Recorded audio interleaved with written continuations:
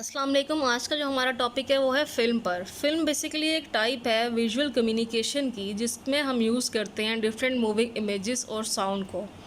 यानी कि सिनेमेटोग्राफी के साथ साथ साउंड भी यूज़ किए जाते हैं ताकि हम कोई भी आइडिया को या डिफरेंट परसेप्शंस को, स्टोरीज़ को, आइडियाज़ को, अपनी बात को दूसरों तक कम्युनिकेट कर सकें, उन तक पहुंचा सकें।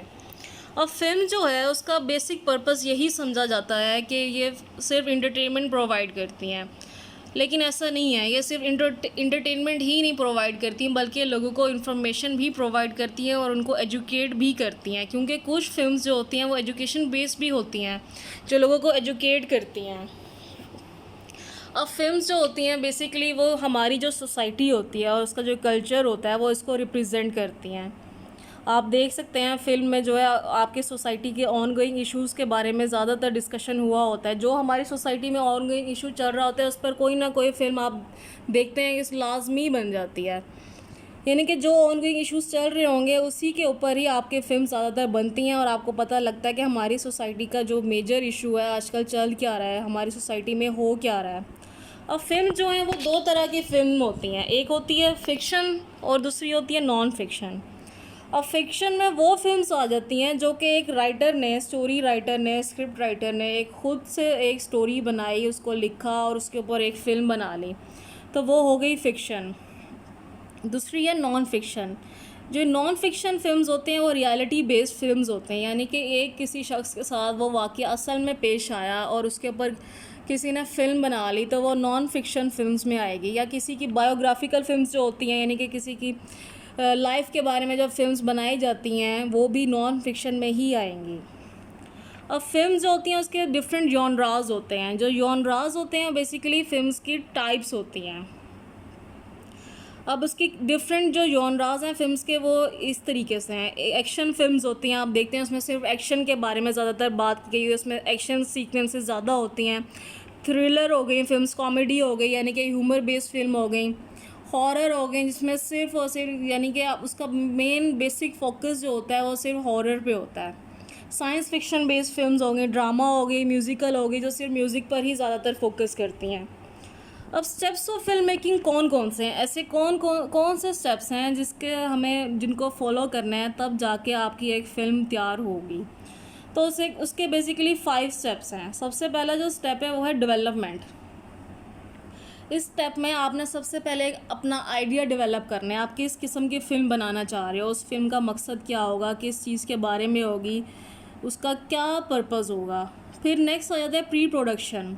आपने इसमें स्क्रिप्ट तैयार करना है। आपने एक आइडिया डेवलप कर लिया, अब उसका आपने पूरी एक स्टोरी तैयार करनी है कि इसको कौन सा रोल देना है, कैरेक्टर्स कौन कौन से होंगे, किसने कौन सा रोल प्ले करना है, उसकी बजटिंग क्या होगी, कितना फंडिंग आपको दरकार होगी, उसके प्रोजेक्ट कितना आपको यानी कि कौन फ़ंड प्रोवाइड करेगा, आपको उस प्रोजेक्ट पे कितनी लागत आएगी, ये सारा कुछ आप प्री प्रोडक्शन में ही डिसाइड करते हो। फिर नेक्स्ट आ जाता है प्रोडक्शन।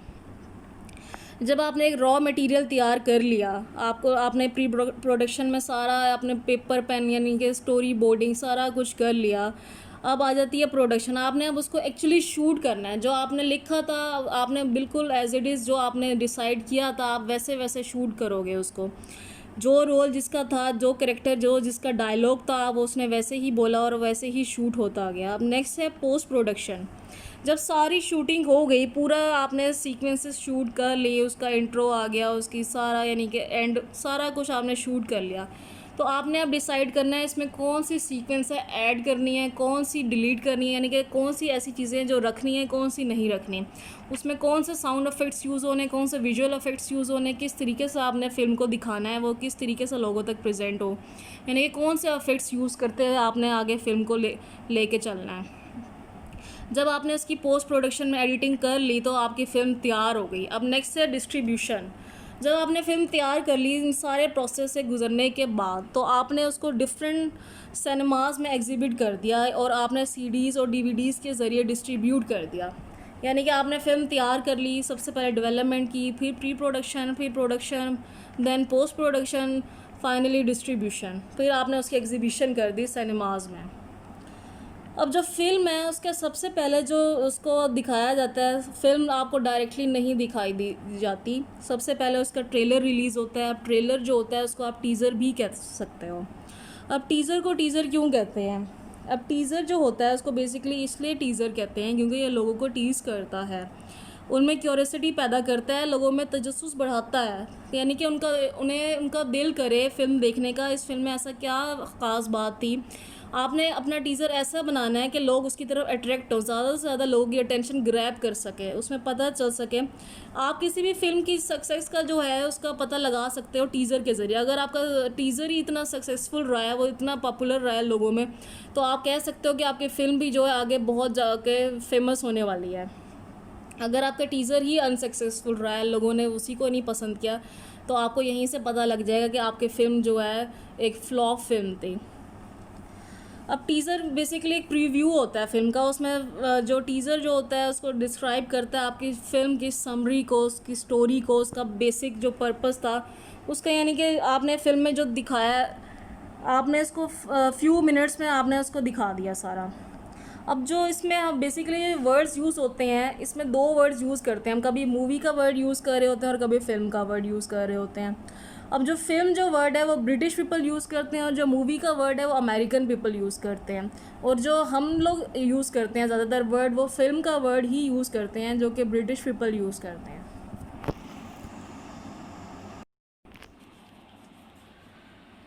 अब नेक्स्ट जो हमारा टॉपिक है वो है ऑनलाइन जर्नलिज़म। ऑनलाइन जर्नलिज़म को हम डिजिटल जर्नलिज़म भी कहते हैं। ये और आजकल ये करंट ट्रेंड है जर्नलिज़म में, जिसके ज़रिए हम कंटेंट को डिस्ट्रीब्यूट करते हैं इंटरनेट के थ्रू। अब कंटेंट में हमारे पास शामिल है न्यूज़ भी शामिल है, फीचर्स भी शामिल है, करंट अफेयर्स के बारे में कोई भी न्यूज़, कोई भी इशू भी शामिल है, या हमारे सोसाइटी का कोई मेन इशू जो भी है वो इसमें आ जाएंगे। अब जो है ये हमारे पास जो इसकी डिफरेंट फॉर्म्स हैं, ये हमारे पास टेक्स्ट फॉर्म में भी हो सकती है, ऑडियो की फॉर्म में भी हो सकती है और वीडियो की फॉर्म में भी हो सकती है, या ऑडियो विजुअल दोनों फॉर्म्स में हो सकती है।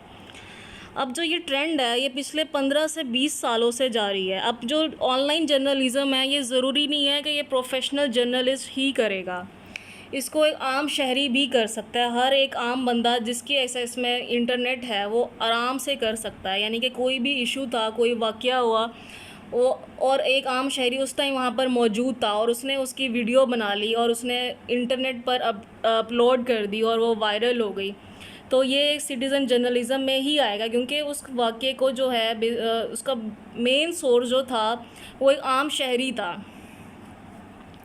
अब इसके ऊपर डिफरेंट स्कॉलर्स की डिबेट जो है जारी है कि कौन सा कंटेंट है जो कि ऑनलाइन जर्नलिज़म में आएगा।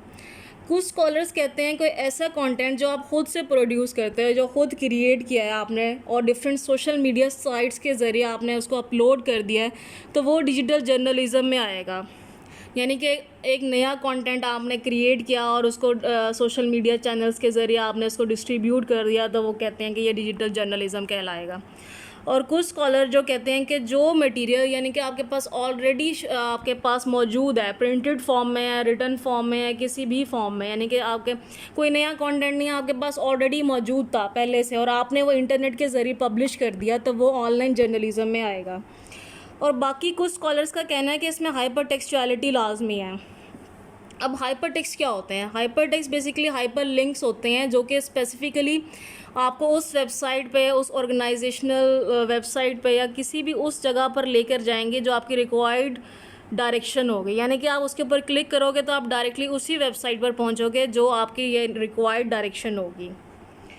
अब ऑनलाइन जर्नलिज़म जो है वो ट्रेडिशनल जर्नलिज़म से मुख्तलिफ है।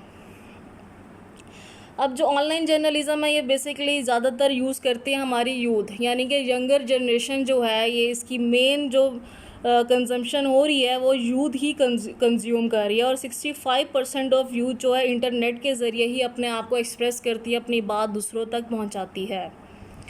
आप देख सकते हैं आजकल हर बंदे का पास मोबाइल है, उसके कोई भी ऐसा बंदा नहीं होगा यानी कि उसके पास मोबाइल ना हो, उसके सोशल मीडिया अकाउंट्स ना हो, या वो उसके ऊपर कोई भी चीज़ शेयर ना करता। आज हर दूसरे बंदे के पास अपना मोबाइल है, अपने अकाउंट्स हैं, अपनी इंटरनेट एक्सेस है और अपने आप को वो इजीली एक्सप्रेस कर रहा है। अपनी सोसाइटी में उसने एक अलग पहचान बनाई हुई है और ये सारा कुछ सोशल मीडिया के ज़रिए ही हो रहा है।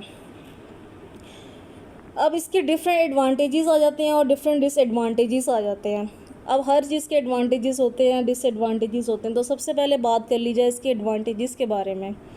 तो इसका जो पहला एडवांटेज है वो है फीवर बैरियर्स, यानी कि ऑनलाइन जर्नलिज़म में इसमें कोई ज़्यादा हर्डल्स नहीं है। आपके पास इंटरनेट की एक्सेस होनी चाहिए और आप इजीली इंफॉर्मेशन से अवेयर हो सकते हो। किसी भी इशू के बारे में अवेयरनेस आप में आ सकती है। कोई इसमें ज़्यादातर हर्डल्स नहीं शामिल। लोअर डिस्ट्रीब्यूशन कॉस्ट, यानी कि एज़ कम्पेयर टू टीवी देखें, आप न्यूज़पेपर देखें तो आपको उसको ज़रूरी है कि आप उसको ख़रीदो न्यूज़पेपर को, तब जाके आप उसको पढ़ने के काबिल होगे। और एक टीवी के लिए आपको पूरा टीवी सेट चाहिए, तभी आप न्यूज़ के बारे में जान सकते हो। लेकिन इसके लिए आपके पास सिर्फ इंटरनेट की एक्सेस होना ज़रूरी है।